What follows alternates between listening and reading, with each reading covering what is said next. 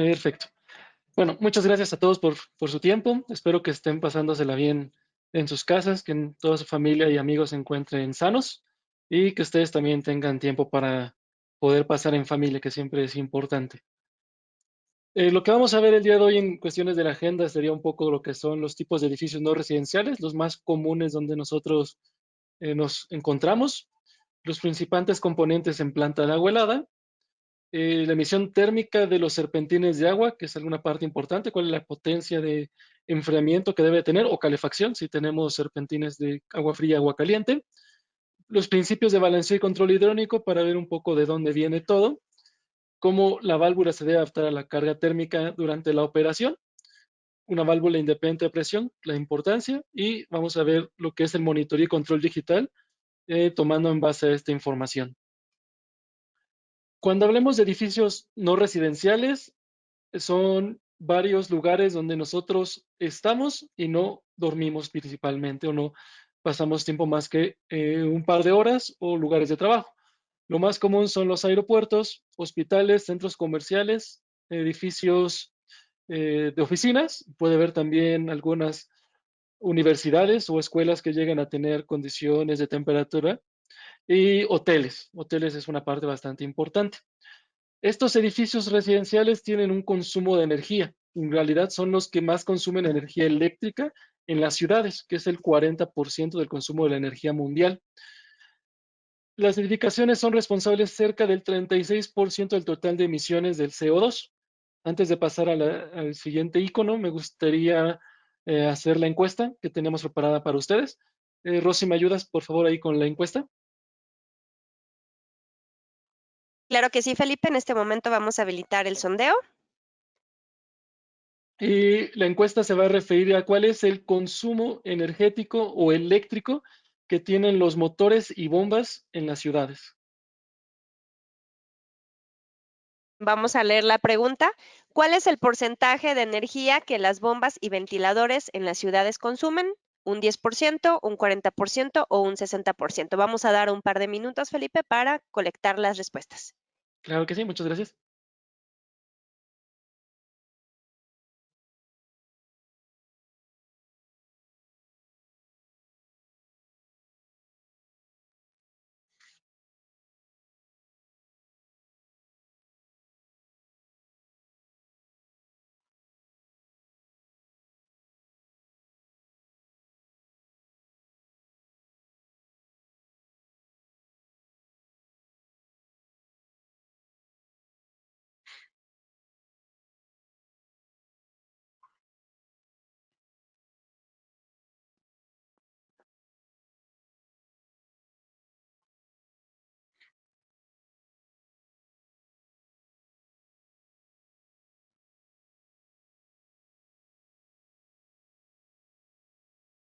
Listo, Felipe, vamos a cerrar el sondeo y proyectaremos los resultados.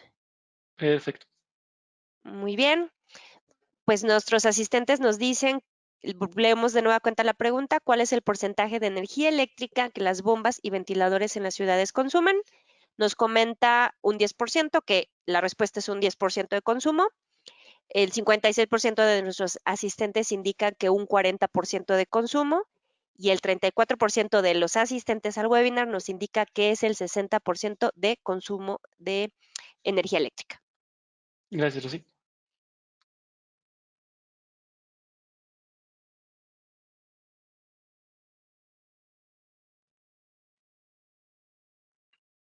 Ok, y como mencionaba Rosy, la respuesta correcta es el 10%.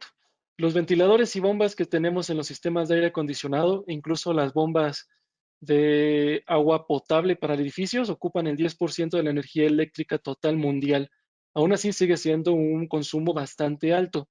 Lo que nosotros necesitamos para suministrar agua potable, el agua que llegamos a utilizar para el aire acondicionado y los ventiladores que utilizamos también para los sistemas de ventilación y la parte de aire acondicionado. Cuando vamos a la parte, hablando de la planta de agua helada, lo que nosotros tenemos principalmente en la mayoría de edificaciones, tenemos estos componentes principales. Es el chiller enfriado por aire y por agua. Podemos tener una torre de enfriamiento que tiene a su vez un bombeo de condensados y el bombeo que va directamente al edificio. En estas edificaciones podemos tener principalmente las unidades manejadoras de aire y los fan and coils. Es posible también en algunas instalaciones, en México no es muy común, en América Latina hay varios países que están utilizando la tecnología, lo que son las vigas frías. También hay este tipo de soluciones, donde utilizamos también, tienes terpentines de agua helada. Cuando hablamos de los equipos, estos deben de tener un serpentín en el cual nosotros estamos permitiendo el paso del agua y el cual hace la transferencia de energía del agua al aire para después nosotros hacer el acondicionamiento que requiramos en una habitación o en un área. Estos serpentines tienen que tener ciertas características. Es que tienen una emisión térmica que transfieren la energía.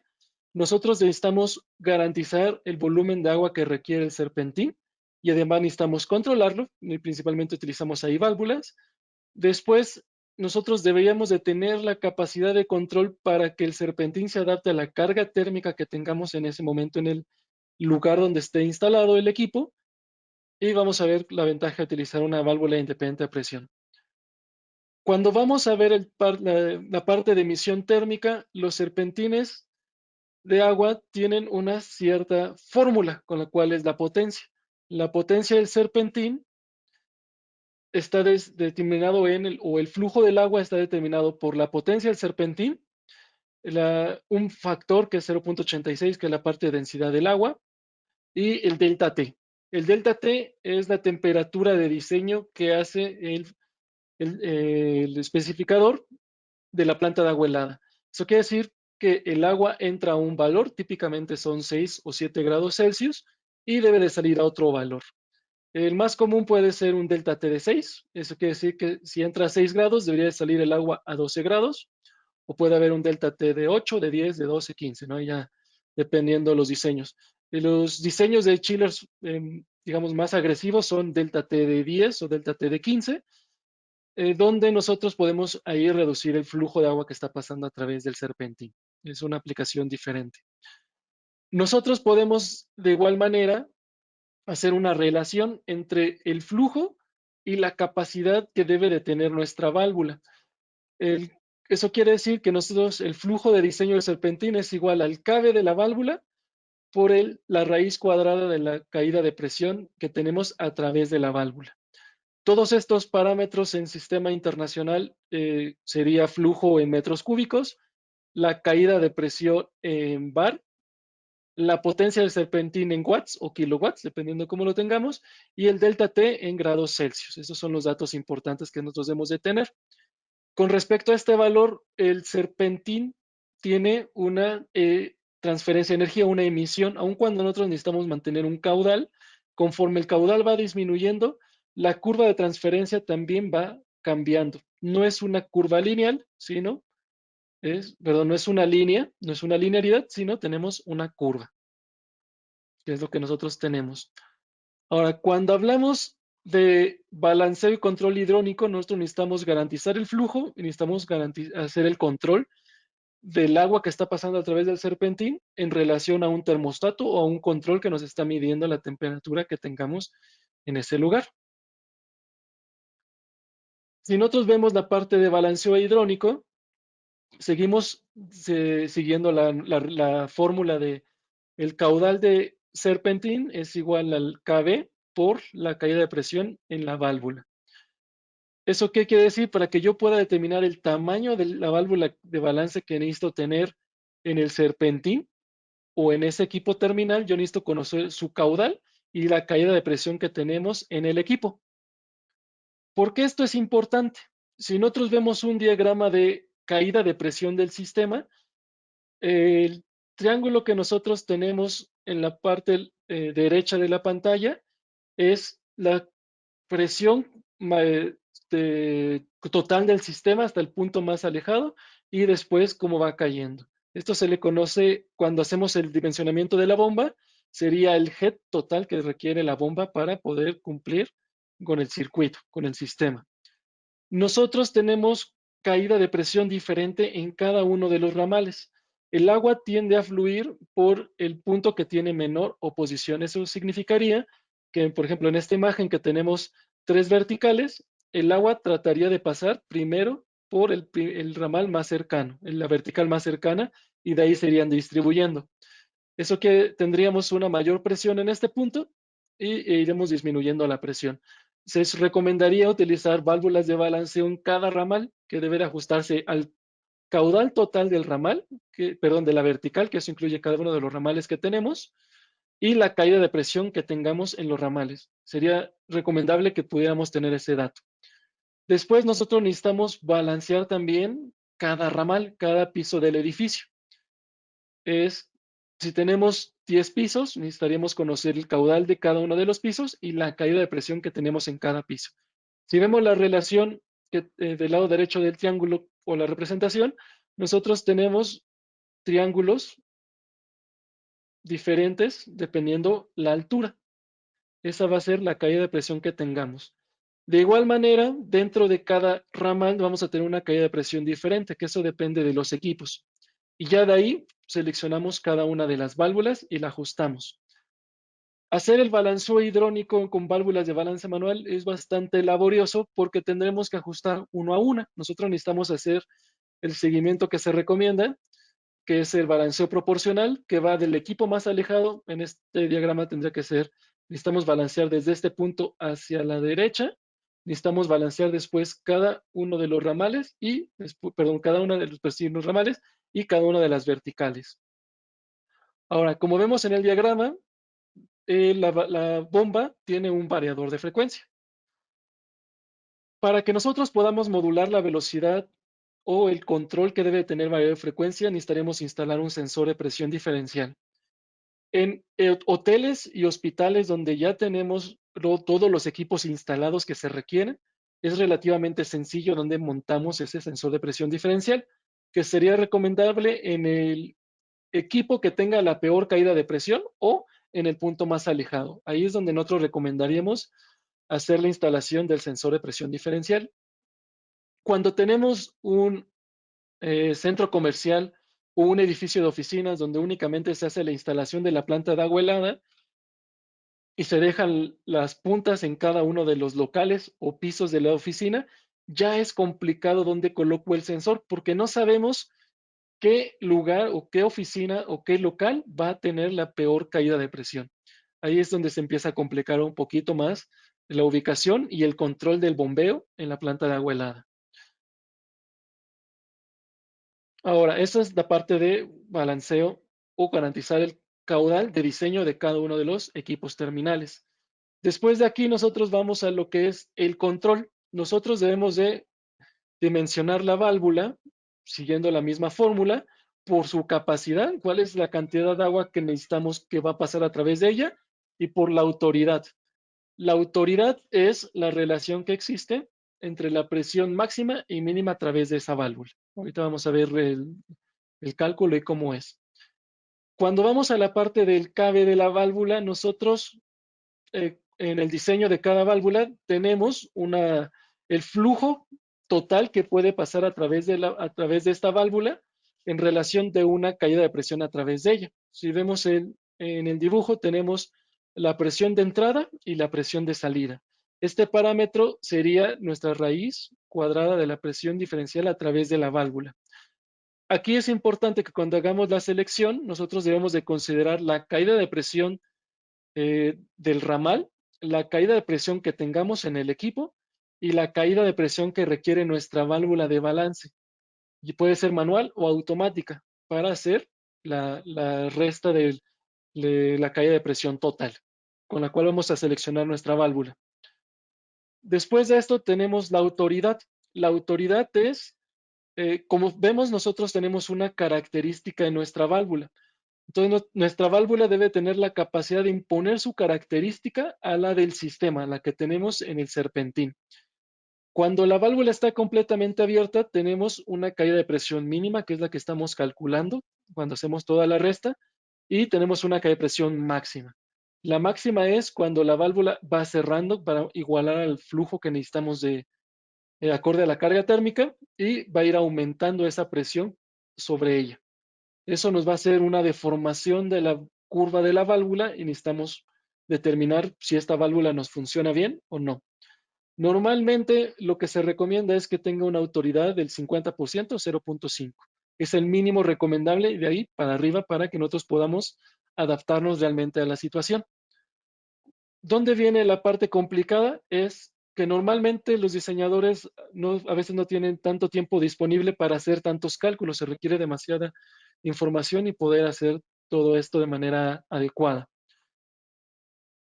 Ahora, cuando vamos a la parte de la carga térmica, recuerden que nuestros serpentines o nuestros equipos terminales están diseñados cuando tenemos las peores condiciones, tanto la temperatura exterior, el número que tenemos de personas que están ocupando el área al mismo tiempo y el número de equipos que podamos llegar a tener conectados. Nuestro sistema debe de ser capaz de adaptarse a esas condiciones. Eso significa que si el flujo de diseño era un valor y nosotros necesitamos nada más el 50% de caudal para tener el 75% de la emisión térmica, nosotros debemos ir adaptándonos. Esto significa, si después lo vemos en la válvula, para yo mantener el 50% de caudal, yo necesitaría tener un porcentaje de apertura del 80% para que yo pueda igualar a la cantidad de la carga térmica que tenemos realmente en ese momento. Podría ser menor o mayor.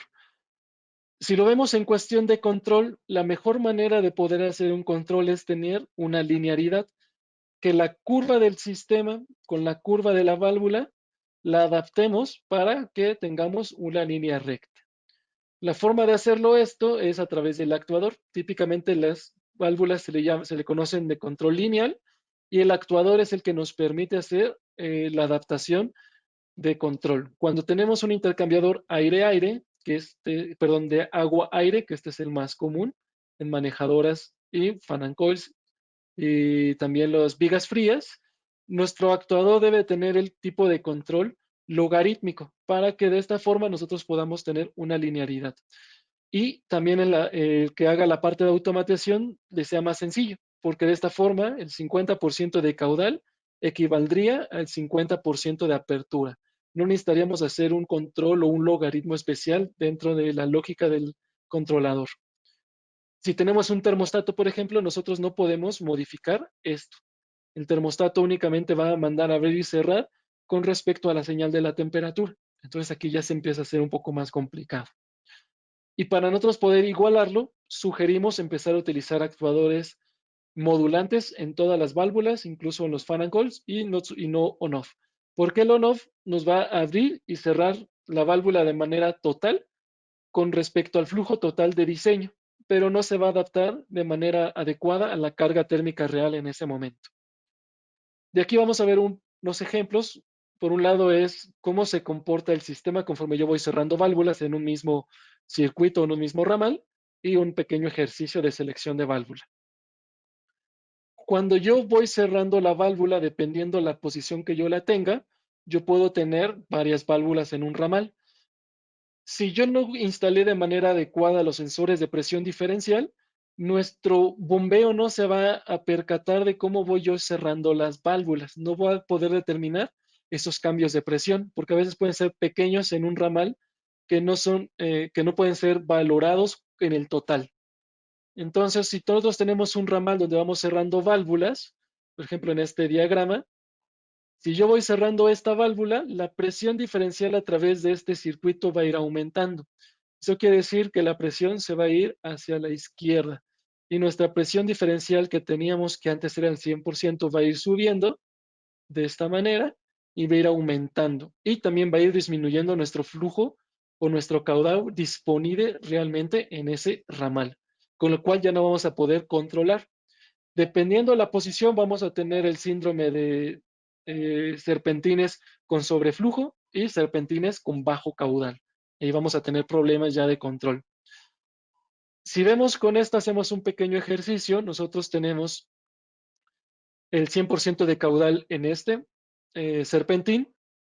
La caída de presión que tenemos el serpentín es de, bueno, la resta de 1.10 bares menos 0.8 y vamos a tener después una caída de presión a través de la válvula. Yo lo voy a calcular, yo necesitaría garantizar 10 metros cúbicos en ese serpentín. Sustituimos los valores, aquí yo no tengo el valor de la caída de presión de un ramal, sería muy importante poderlo tener para tener un mejor cálculo.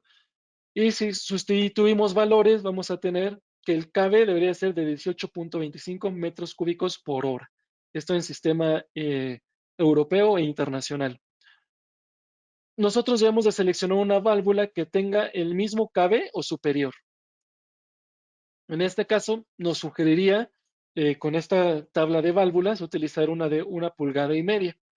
Yo después debo de hacer un cálculo para ver la autoridad. Primero vamos a ver la parte de cómo se comporta la caída de presión a través de la válvula si yo únicamente voy a requerir el 50% de caudal.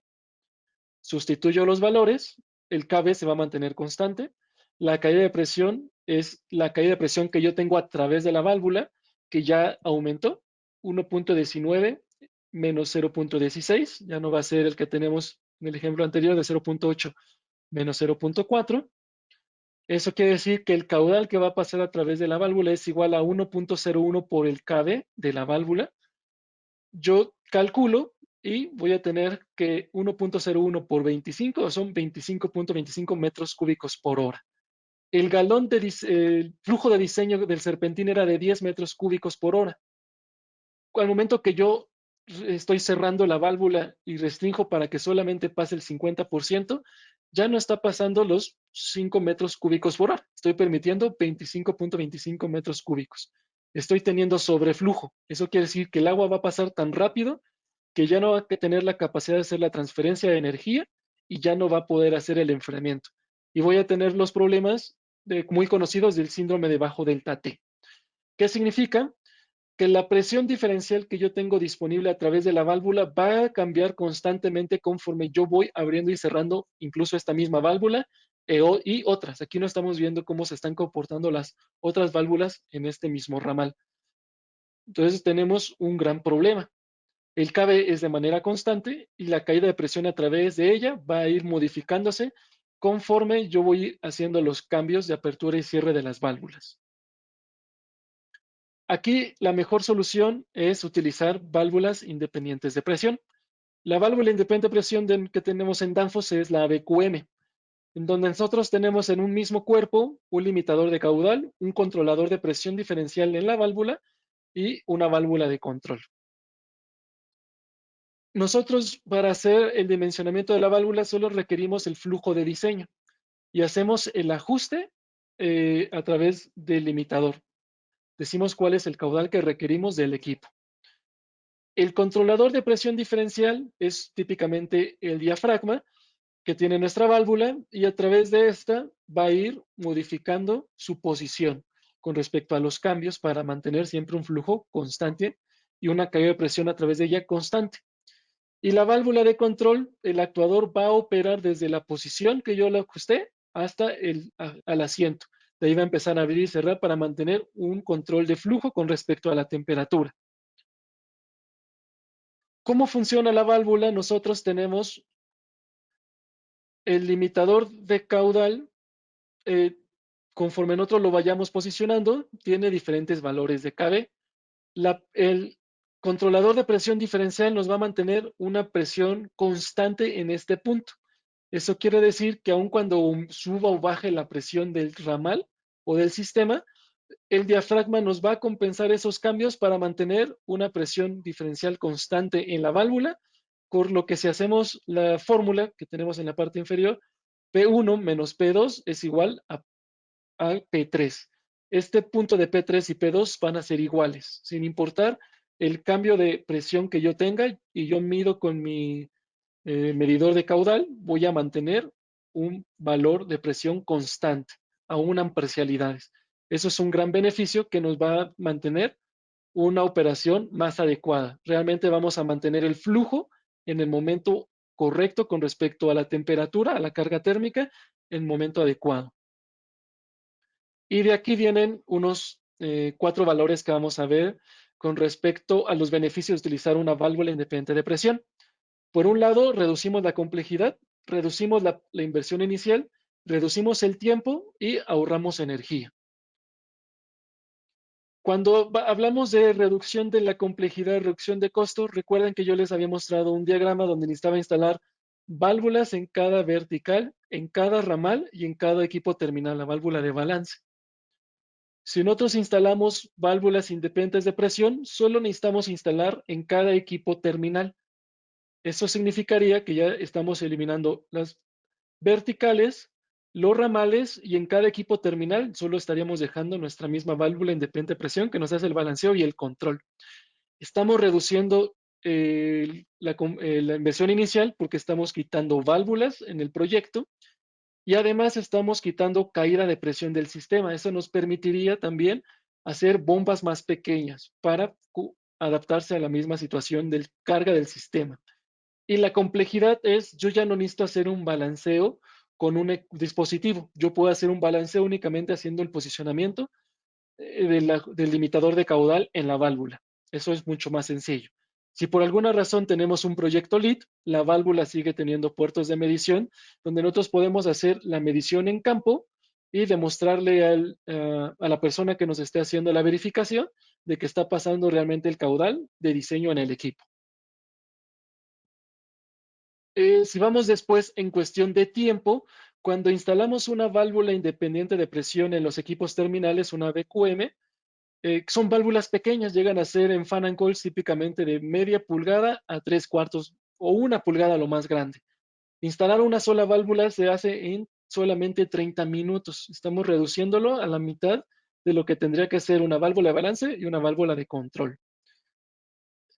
Entonces, el balanceo también lo estamos reduciendo. Si no necesitamos hacer una certificación LEED, únicamente tenemos que hacer el ajuste que tiene el flujo de diseño del serpentín. Es una válvula lineal. Entonces, si la válvula es eh, la de 3/4 de nosotros es de 8.5 galones y yo requiero 4, prácticamente sería el 50% del caudal.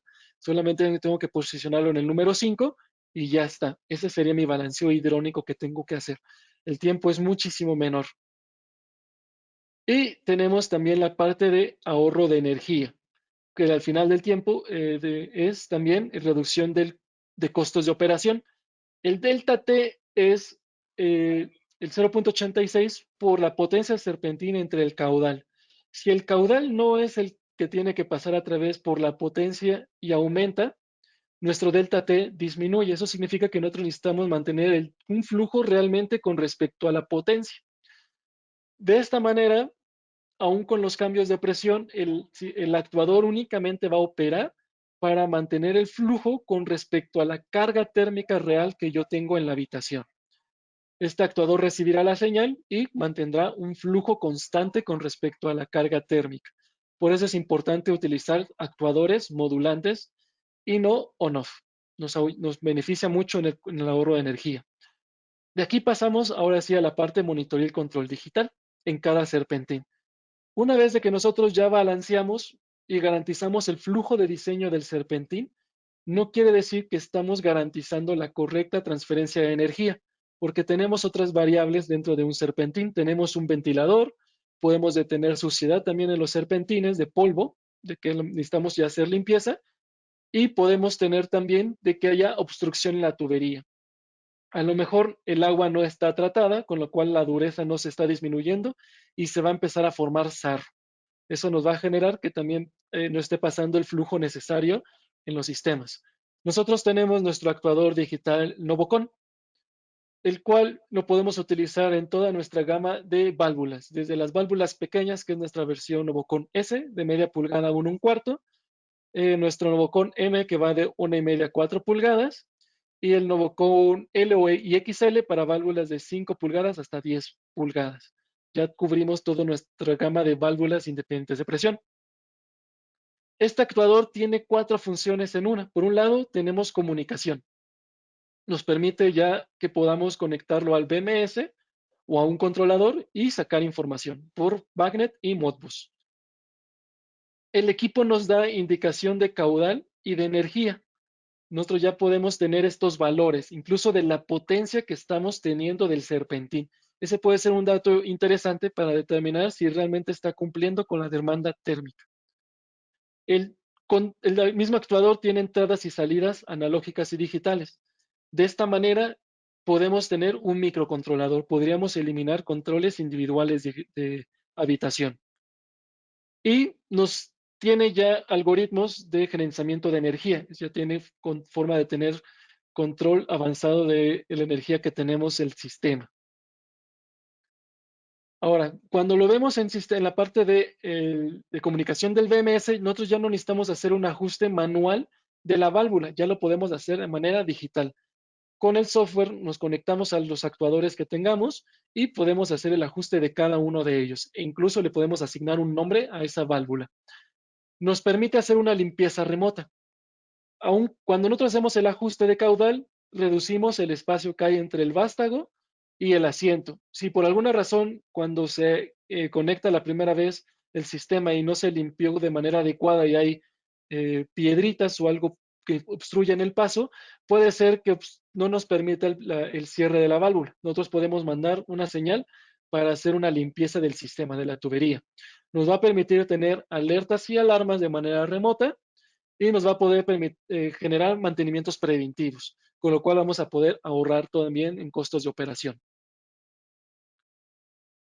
En la parte del ajuste digital, nosotros podemos tener conectadas las válvulas de manera en anillo.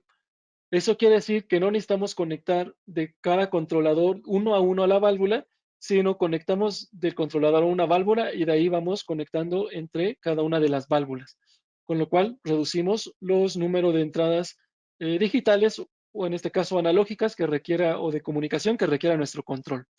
Por protocolo de comunicación, yo le voy a indicar cuál es el ajuste que yo necesito en esta válvula y ya de manera digital el actuador se va a posicionar en esa posición. Cuando yo hago la parte de limpieza, suponiendo que tenemos una basura, lo vamos a detectar por una alarma que nos va a dar el sistema de que nos está permitiendo el cierre correcto de la válvula, lo detecta por el torque del actuador y entonces podemos comandar la parte de limpieza. Lo que vamos a poder hacer es a esa válvula abrirla al 100% total o podemos hacer que todas las válvulas del sistema se vayan a la apertura completa durante 60 minutos para permitirnos hacer una limpieza del sistema. Si queremos también quitar la limpieza de manera manual, lo podemos hacer. Lo que hace el software es, después de 60 minutos, regresar a su condición natural para evitar que no esté trabajando de manera adecuada la válvula. Por si se nos llegó a olvidar, a posicionarla, regresar a la manera normal de operación. Y viene la parte de indicación de flujo y energía. ¿Por qué es interesante? Primero vamos a ver cómo funciona. La válvula de nosotros es lineal, entonces lo que hace el actuado de la medición de caudal que pasa a través de la válvula es por la posición de apertura que tiene la válvula. Es muy precisa la cantidad de caudal que pasa a través de ella. Nuestros actuadores digitales cuentan con un encoder en el motor, el cual nos va midiendo el número de pasos que está dando para el cierre y tiene 1000 pasos de la carrera total de la válvula, con lo cual tenemos una muy buena precisión de medición de cuál es el caudal que está pasando con respecto a el vástago cómo se encuentra en la ubicación. Y como es una válvula lineal y la caída de presión a través de ella es constante, vamos a mantener prácticamente una linearidad de flujo. Esto nos va a permitir hacer una muy buena relación de energía. Nosotros conectando sensores de temperatura al actuador pueden ser de contacto al tubo o de inmersión, tanto en los pequeños como en los grandes. Los que tenemos de contacto en tubo los recomendaríamos única y exclusivamente si la tubería es de metal. Si la tubería es de PVC, ya no vamos a tener la misma transferencia de energía. No nos permiten ese beneficio que tiene el metal de tener una buena conductividad térmica. Ahí sería recomendable utilizar los sensores de inmersión. Si nosotros hacemos esto, nosotros podemos hacer la medición y monitoreo de la energía tanto en los equipos de la planta de agua helada, cuál es la cantidad de toneladas de refrigeración o de BTUs que nos está generando los equipos de enfriamiento y podemos monitorear la energía de cada equipo terminal. ¿Esto por qué es interesante? Porque nosotros tenemos una capacidad de generación de enfriamiento, de energía térmica de enfriamiento. Esta generación debe ser entre todos los equipos terminales, debemos de tener de manera similar ese consumo. Recuerden que tenemos también pérdidas. Entonces nos permitiría corroborar que la energía térmica que estamos generando la estamos consumiendo. Esto nos va a poder dar un beneficio muy bueno para saber si nuestro sistema está operando de manera adecuada. Y la otra es que nosotros podríamos asignar costos de operación de cada uno de los locales. En este caso, si estamos hablando de un centro comercial o oficina, nosotros podríamos asignar el costo de energía que tenemos por cada uno de los locales. Recuerden que este nada más sería una asignación. No, el de tener realmente un medidor real de energía, necesitaríamos un medidor que esté acreditado por la MID. Es una normativa europea en la cual especifica la medición o nos permite hacer una contabilidad real de los consumos de energía. Aquí estamos nosotros haciendo una asignación. Teniendo esto, nosotros podemos garantizar hasta un máximo de 10% de ahorro de energía adicional. Nos permite también hacer un monitoreo de delta T, de lo que está pasando a través del serpentín o de nuestro equipo terminal. Porque recuerden, aun cuando ya garantizamos el flujo de diseño que está pasando a través del equipo, podemos tener que a lo mejor el ventilador no está operando de manera adecuada. Si es una manejadora de aire y el filtro ya está saturado, ya también estamos limitando la cantidad de aire que está pasando a través de la manejadora.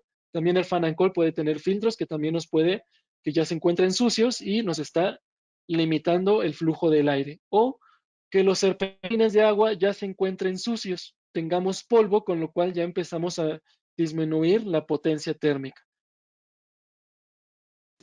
Esto nos puede ayudar grandes beneficios. Y así podemos otras cuestiones de monitoreo. Esto nos permite también optimizar el bombeo, porque realmente estamos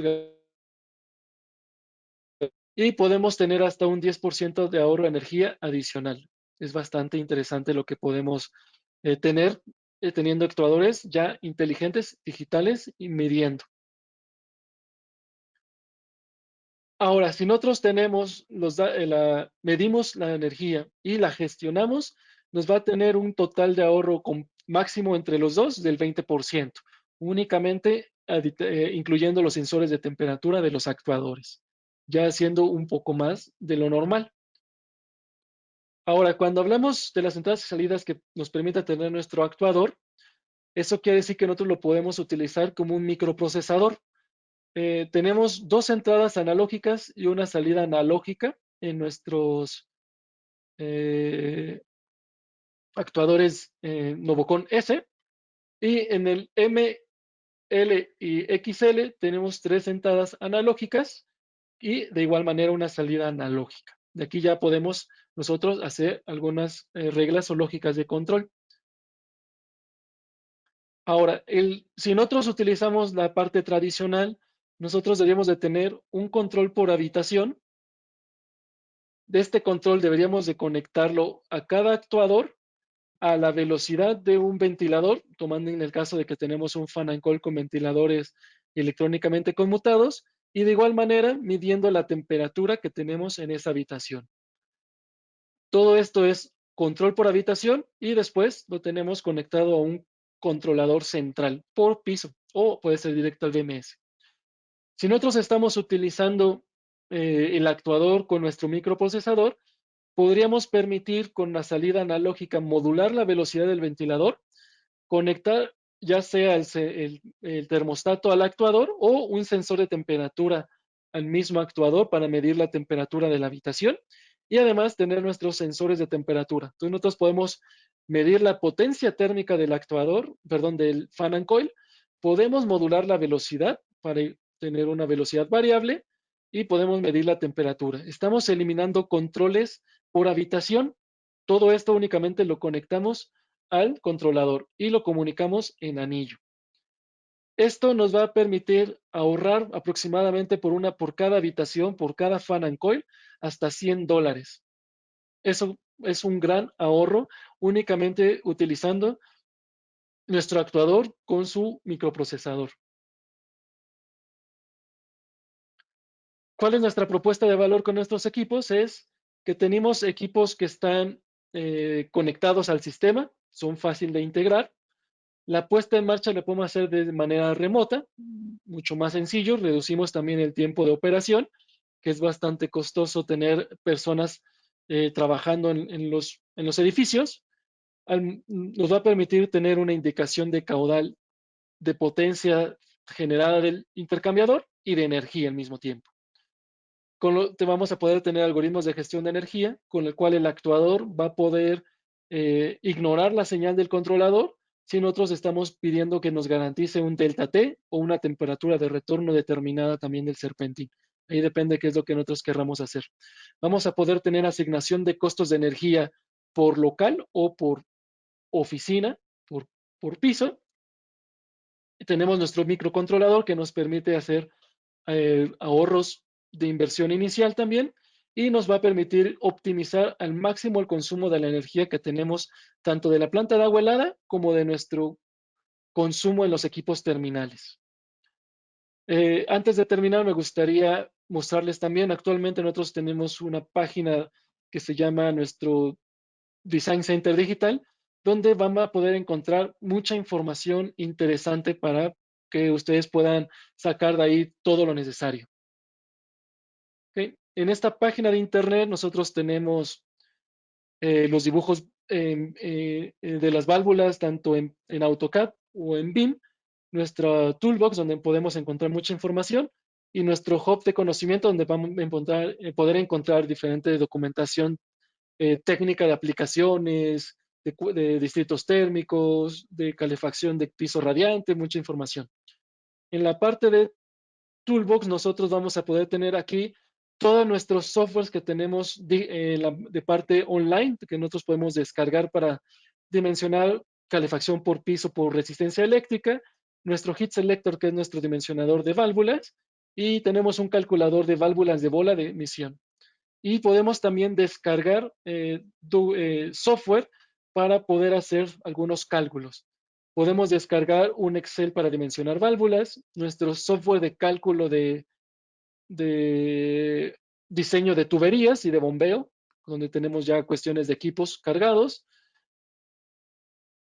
aplicaciones de balanceo hidráulico, nuestra guía rápida, y nuestro software también de dimensionamiento de intercambiadores de calor o de intercambiadores de placas o placas soldadas. Ahí tenemos toda esa información. Es una información bastante interesante que les puede ser de mucha utilidad. Y ustedes pueden generar una cuenta y guardar sus propios proyectos para cualquier aplicación que requiera. Voy a regresar a la presentación. Aquí está. Y ahora sí, Rosy, pasamos a la parte de preguntas y respuestas. Okay. Claro que sí, Felipe, ya estamos asignándote las preguntas de nuestros asistentes. Los invitamos a que comiencen a escribir todas sus inquietudes para que les puedas dar lectura. Perfecto.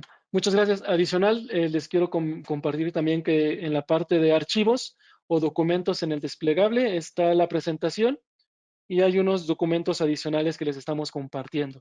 Igual dos tablas en Excel donde son nuestro seleccionador de válvulas ABQM y también un seleccionador de nuestra válvula ABQM con el actuador Novocon. Ok, entonces déjame leer las preguntas, Rosy. Ok, la primera pregunta la está haciendo Lorenzo Antonio Concepción López. ¿Me podrías mandar precios sobre la válvula? Sí, aquí tengo tu correo electrónico y con todo gusto yo te mando nuestro listado de precios que tenemos. Sin ningún problema, te lo mando. Ahorita yo tengo aquí tus datos. Igual, Antonio nos está preguntando, ¿esto quiere decir que se está eliminando la parte de adquisición de la válvula de dos vías con su motor actuador? Eh, Adicional me pone, buenas tardes, ¿el software para conectar al BMS es libre o tiene un costo? Ok, primero la primera pregunta. Sí, es correcto. Nosotros estaríamos eliminando una válvula. Ya no necesitamos instalar la válvula de control y la válvula de balance. Únicamente estaríamos instalando una válvula independiente de presión en cada equipo terminal con su propio actuador. Aquí nosotros podemos seleccionar actuador on-off, actuador modulante normal y el actuador digital, dependiendo qué queramos hacer. La misma válvula no lo permite. Incluso si por alguna razón la inversión inicial no nos permite poner un actuador digital, un Novocon, en un futuro después queremos tener ya todo conectado a un BMS, podemos hacer una actualización únicamente haciendo la inversión del actuador, en este caso el Novocon, utilizando nuestra misma válvula ABQM y tendríamos todo completo. El software para conectar al BMS es completamente gratuito. Se me olvidó ahí mostrárselos. Es el Novocon Configuration Tool. Pueden buscarlo en... Ah, perdón, esto me lo preguntó Zaira Guzmán, que si el software del BMS es gratuito, sí. Y de igual manera, como la válvula cuenta con BACnet, el protocolo, y está certificado o acreditado, y el BMS lo comunicamos, vamos a tener acceso completo a todos los parámetros de la válvula. En la ficha técnica que tenemos de la válvula, ahí van a poder encontrar esa información. Zaira igual me pregunta si tiene un costo la licencia. No, es completamente gratuito. Juan Carlos Muñoz Flores me preguntan, ¿el software de las válvulas Novocon se puede conectar a los PLC de aquí? Ah, ¿lo podemos conectar a los PLC de Allen Bradley? ¿Son compatibles? Bueno, hasta donde yo tengo entendido, los controladores de Allen Bradley no hablan BACnet. Si hablan Modbus, entonces podemos conectar la válvula a Modbus y de manera manual tendríamos que asignar cada uno de los registros de la válvula que querramos leer con el controlador de Allen Bradley. Entonces sería completamente compatible. Únicamente necesitamos asignar el registro de manera manual. Ok, Edgar Pineda nos está preguntando, buenas tardes, ¿hasta cuántos actuadores puedo conectar al controlador Novocon y cuál es la distancia máxima de cableado? Ok, esa es una muy buena pregunta. Nosotros de manera de anillo podemos conectar hasta 64 actuadores a un mismo control, nosotros sin tener problemas. La parte de la distancia máxima que podemos tener es, dependiendo si es AC o DC, incluso creo que sería conveniente mostrarles esa información. En la ficha técnica, dependiendo del actuador que estamos utilizando, nosotros tenemos un número determinado de actuadores que podemos conectar y mantener la potencia de los equipos. Déjenme mostrarles para que sea más sencillo.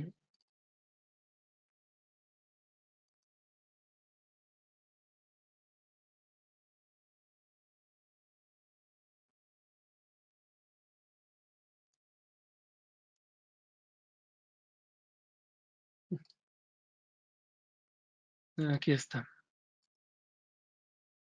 Ok. Eh, Aquí está. Como nosotros podemos conectar el actuador a una fuente de alimentación 24 volts AC o DC, dependiendo que sea más conveniente para nosotros en la inversión inicial del proyecto, nosotros tenemos una distancia o un número de actuadores que podemos mantener con la misma fuente conectados o energizados los actuadores. Perdón. Aquí está. Entonces, por ejemplo, en la tablita nosotros podemos ver que si nosotros conectamos con 24 volts DC, podemos mantener energizados con esa misma fuente hasta 12 actuadores. Después de esos 12 actuadores, nosotros necesitaríamos, como vemos en el diagrama, en el puerto de medio del actuador, poner una fuente adicional para que a partir del 13 en adelante, los siguientes 12, los mantengamos energizados con un solo transformador, porque obviamente vamos a tener caída de potencia. En corriente alterna lo hacemos hasta con 7 equipos. Eso quiere decir que cada 7 equipos con una misma fuente los podemos mantener energizados y después de esto nosotros necesitaríamos poner otra fuente adicional o un transformador adicional para poder energizar los otros actuadores. ¿Ok? Unas preguntas, ok. Esa fue una pregunta. Después, Mauricio Ortiz nos pregunta, ¿las válvulas independientes de presión es necesario hacer ajuste manual de la válvula a pesar de tener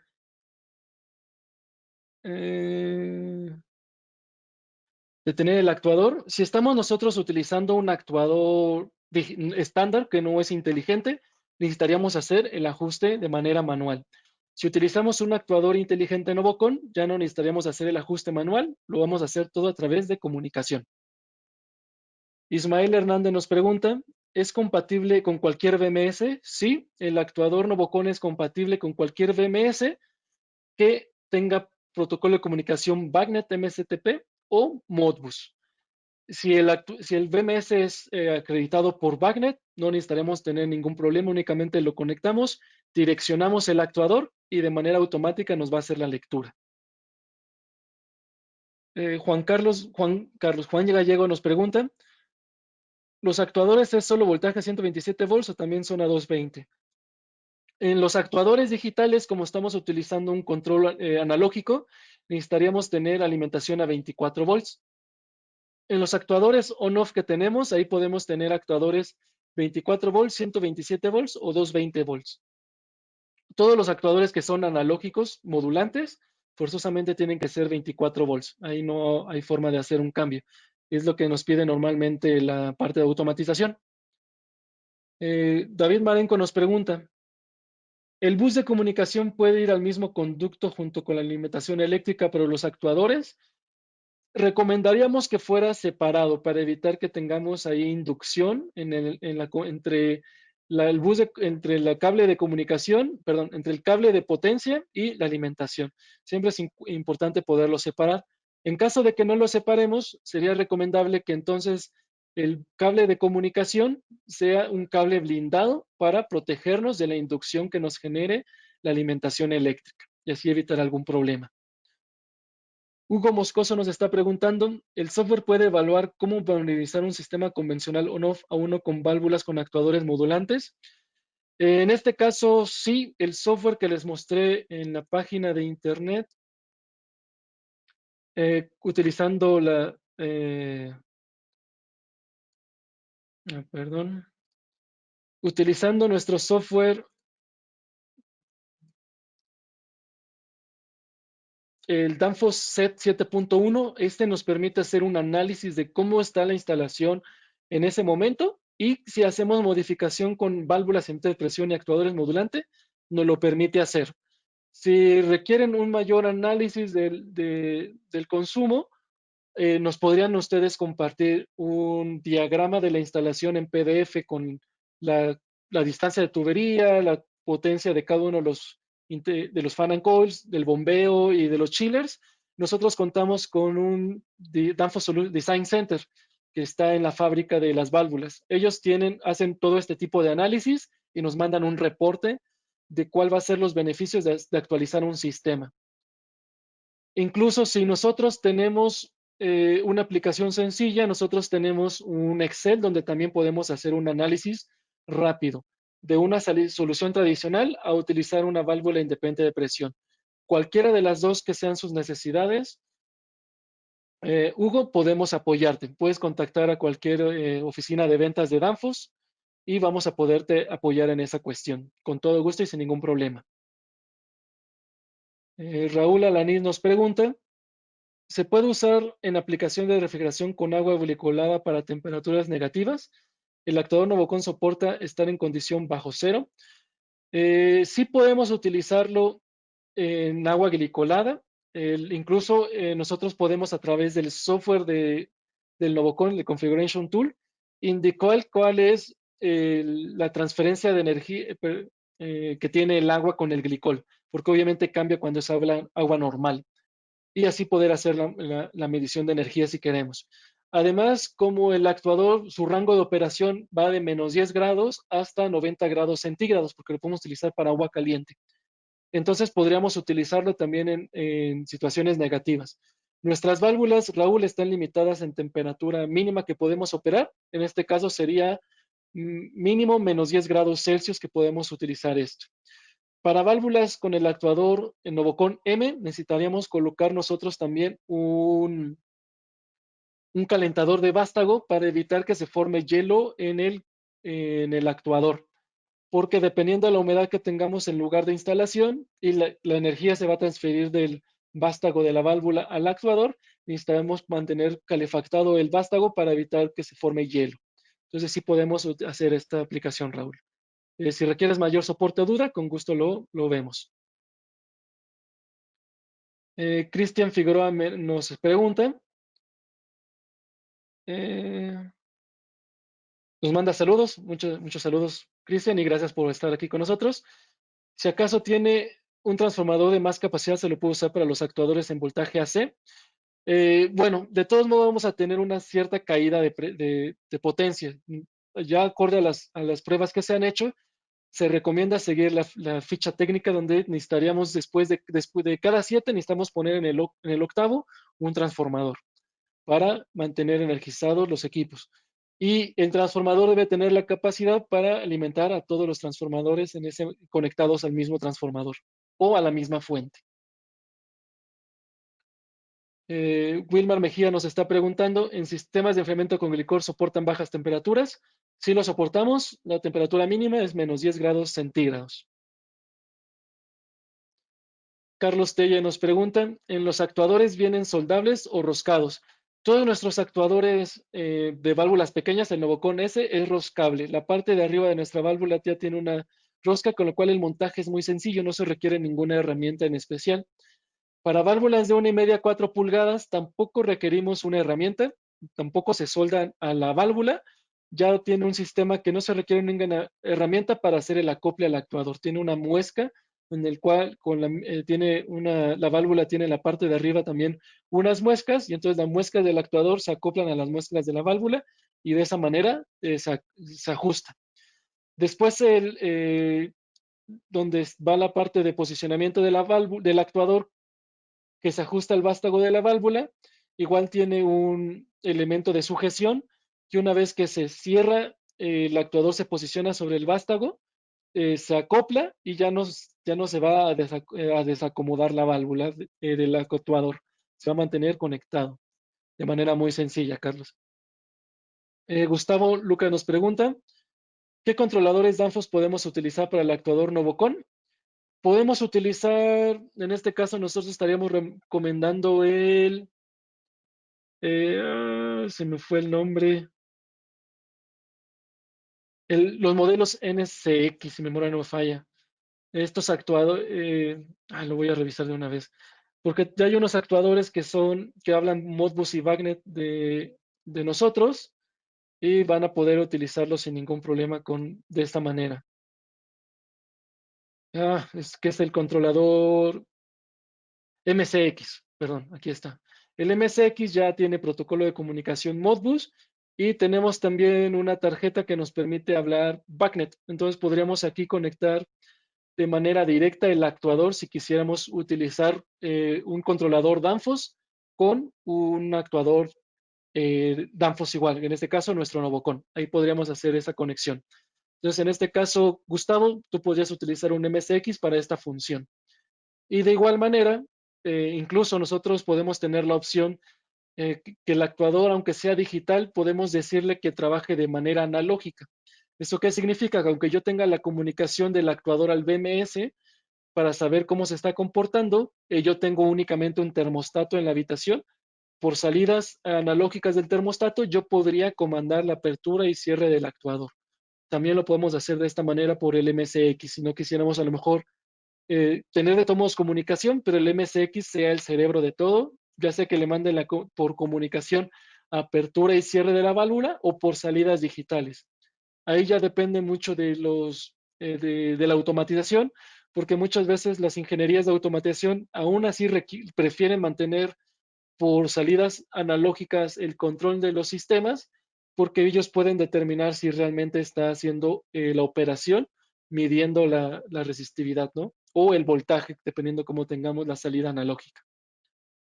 Rosy, esas fueron todas las preguntas que tuvimos.